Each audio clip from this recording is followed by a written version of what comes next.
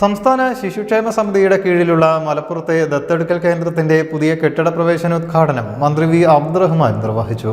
നഗരസഭാ standing committee chairperson Mariyumma Shareef അധ്യക്ഷയായി. കെട്ടിട പ്രവേശനോദ്ഘാടനം മന്ത്രി വി അബ്ദുറഹ്മാൻ നിർവഹിച്ചു. ശിശുക്ഷേമ സമിതിയുടെ ദത്തെടുക്കൽ കേന്ദ്രത്തിന് സ്വന്തമായി സ്ഥലം കണ്ടെത്തി കെട്ടിടം നിർമ്മിച്ചു നൽകുമെന്ന് മന്ത്രി പറഞ്ഞു. മലപ്പുറത്ത് നമുക്ക് സ്വന്തമായ ഒരു സ്ഥലം സ്ഥാപിച്ചെടുക്കുക എന്നുള്ളതാണ് നമ്മൾ ലക്ഷ്യം വെക്കുന്നത്. എനിക്ക് തോന്നുന്നു ഈ ഗവൺമെൻറ്റിൻ്റെ കാലഘട്ടത്തിൽ തന്നെ ആ സ്ഥലത്ത് പുതിയ കെട്ടിടം നിർമ്മിക്കാനുള്ള നടപടികൾ പൂർത്തീകരിക്കും എന്നൊരു വാക്ക് ഈ അവസരത്തിൽ പറയുകയാണ്. സംസ്ഥാന ഗവൺമെൻറ് ഉടമസ്ഥയിലുള്ള ഏതെങ്കിലും ഒരു സ്ഥലം കണ്ടെത്താൻ നമ്മൾ ശ്രമിച്ചുകൊണ്ടിരിക്കുന്നു. ബഹുമാനപ്പെട്ട ഡെപ്യൂട്ടി കളക്ടർ ആ കാര്യവുമായി ബന്ധപ്പെട്ട് നല്ല രീതിയിൽ പ്രവർത്തിക്കുന്നു.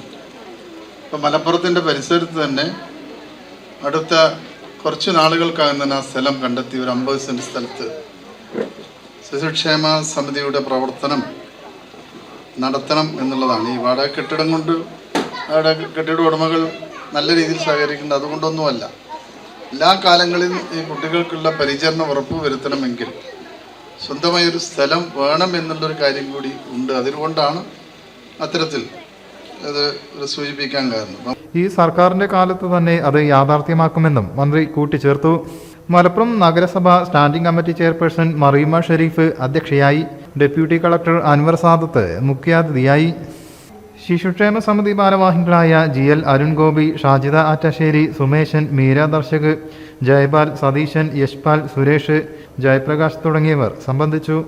News bureau, Malappuram.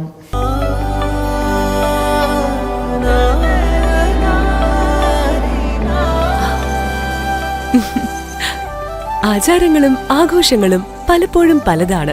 അതുപോലെ തന്നെയാണ് നമ്മൾ അണിയുന്ന ആഭരണങ്ങളും.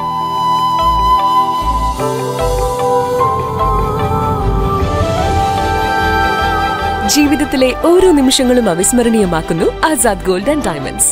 Azad gold and diamonds, Thazhepalam, Tirur.